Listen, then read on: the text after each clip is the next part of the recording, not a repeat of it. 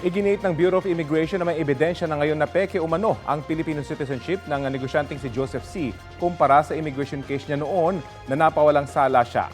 Balita hatid ni Dano Tingkungko. Isang malaking negosyante sa Pilipinas si Joseph C., ang mining executive na inaresto dahil sa pamimeke umano ng kanyang pagka-Pilipino. Chairman siya ng Global Ferronickel Holdings, isang kumpanya na nakalista sa Philippine Stock Exchange at ikalawang pinakamalaking nickel ore exporter sa Pilipinas. Bukod kay C., ilan pang personalidad ang binabantayan ng Bureau of Immigration. We're looking at big people already. We're looking at people of influence already. Kasi ang concern natin ngayon, it's more of national security. If there were people involved in protecting him or assisting him, yan po lalabas doon sa later investigation. Inaresto si C matapos magtugma ang kanyang biometric sa biometric ng isang Chinese national. Nakakulong siya ngayon sa Immigration Detention Facility sa Camp Bagong Diwa at inihahanda na ang deportation proceedings.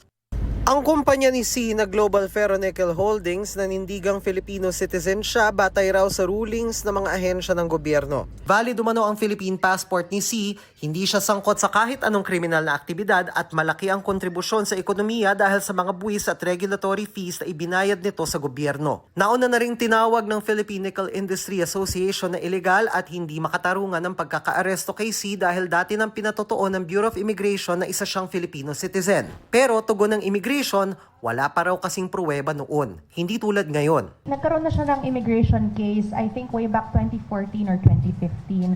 Also for the same thing, for misrepresentation. It stemmed from a complaint of an individual. There were no other evidences presented. There were no other proof na nakita doon sa investigation. So ito pong kaso na ito ay na-dismiss. Government intelligence sources have given us a name where we could start the investigation again. May pangalan po na lumitaw, Chinese name na lumitaw.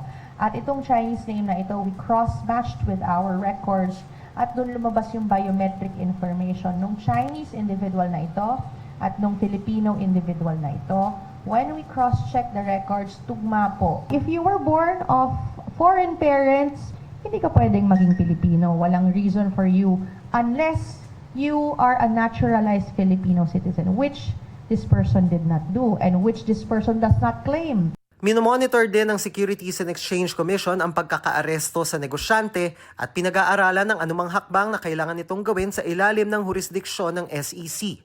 Sabi ng Global Ferronickel Holdings sa Philippine Stock Exchange kahapon, wala pang natatanggap na official communication ng legal counsel ni C mula sa Bureau of Immigration. Sinaysikap pa naming makausap ang kampo ni C. Dano Tingkungko, nagbabalita para sa GMA Integrated News.